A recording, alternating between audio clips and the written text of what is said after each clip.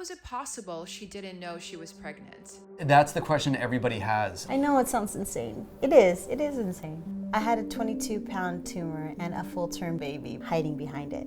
If I saw this story on the news, I would say that doctor's making it up. That's how incredibly unbelievable this is. No cravings, no kicking, no nausea, vomiting like that. None of the symptoms that you would think a pregnant person would have. And that's why everybody's like, nah, you had to have known. When I had our daughter, Kyla, I felt the baby kicking. I felt the baby moving.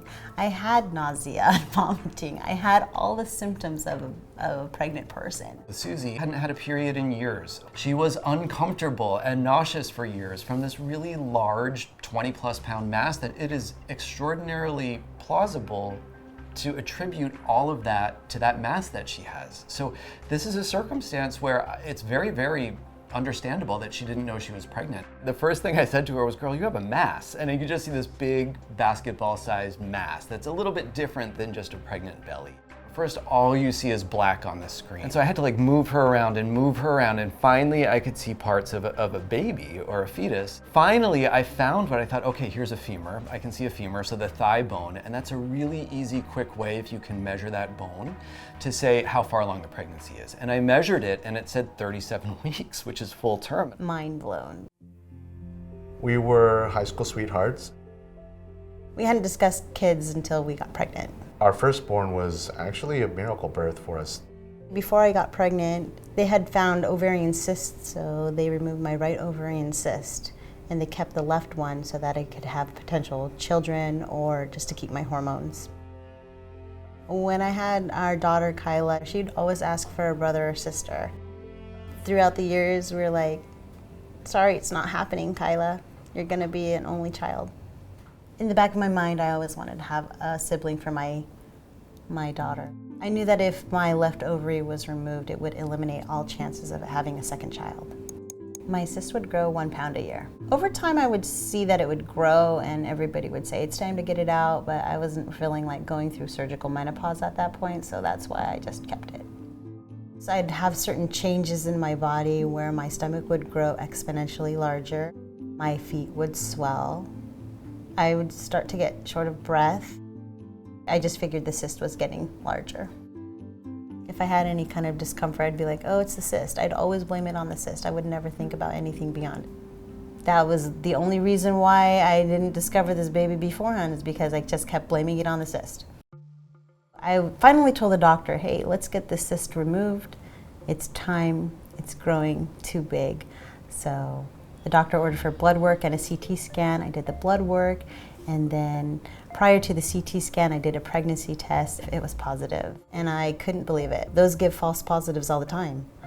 So I checked it again, and it was positive, and I checked it again, and it was positive. So I was like, okay, what do I do next? I found out on a Wednesday, and then I knew that we had a Dodgers game coming up on Friday.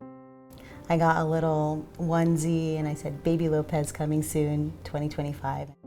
I was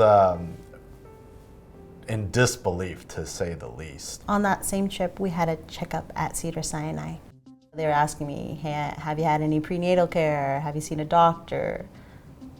When was your last menstrual period? I'm like, I don't know any of that kind of stuff, sorry. My stomach is growing, that's all I know, and I found out that I'm pregnant 5 days ago. I got a phone call from the residents, and their quote from the beginning was, it's a little bit of a mess. She just learned she was pregnant.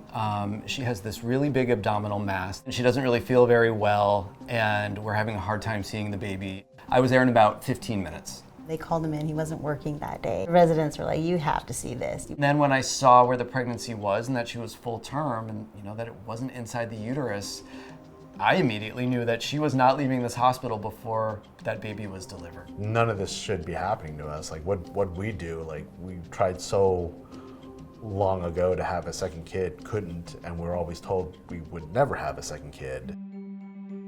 The moment I saw the scan, I was a little bit in disbelief. There is a baby just sitting in that woman's belly. Why are their eyeballs looking straight at her liver? An ectopic pregnancy is a pregnancy that is in a location that it is not supposed to be in. Ectopic pregnancies account for about 1% of all pregnancies, And abdominal ectopic pregnancies, which was the case with Suze, account for 1% of ectopic pregnancies, so a tiny, tiny minority. She ovulated, this egg was released from the ovary far from the fallopian tube. On the top portion, there's this very well labeled big area that's called the tumor, and directly below that is the baby. The baby's eyeballs just kind of staring right at you on the screen, and then its little bottom sitting very conveniently right on top of the outside of her uterus.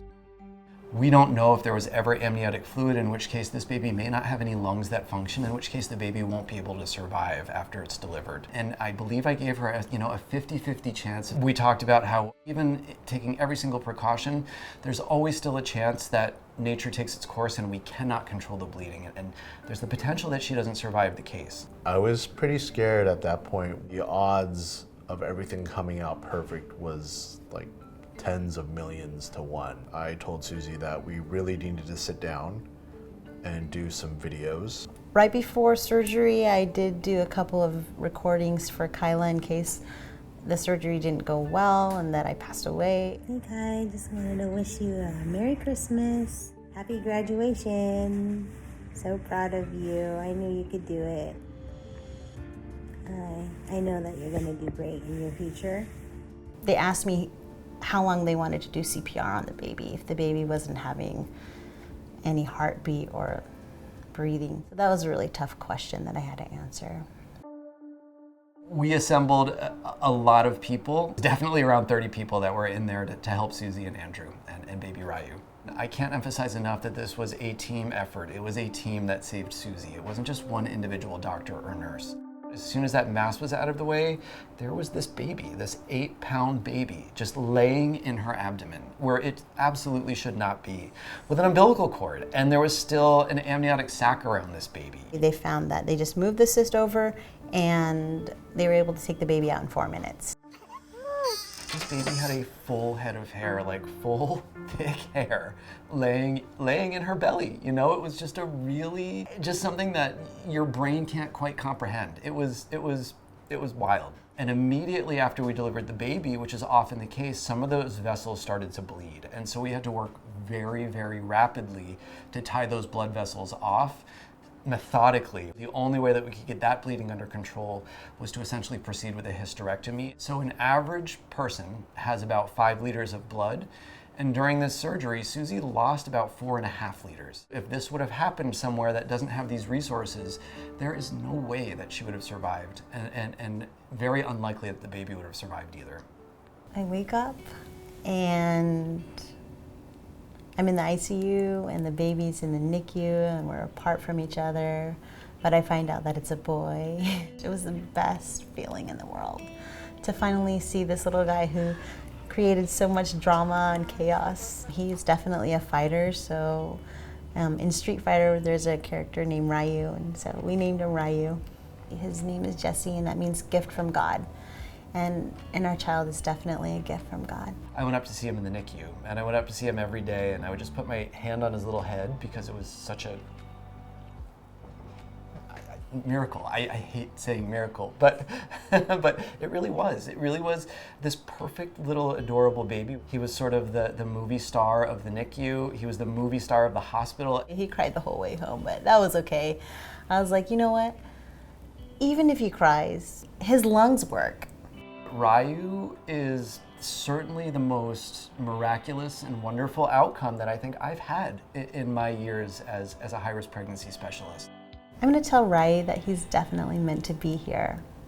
He brings a lot of people joy, and he completes our family.